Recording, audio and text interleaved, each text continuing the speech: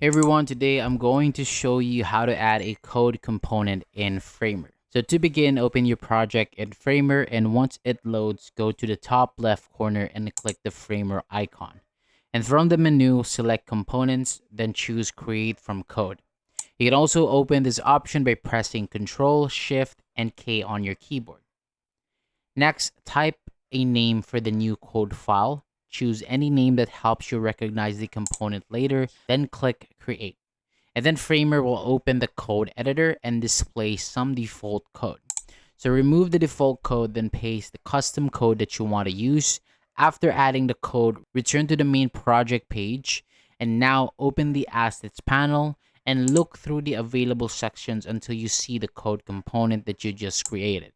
So select the component, then drag and drop it onto your website.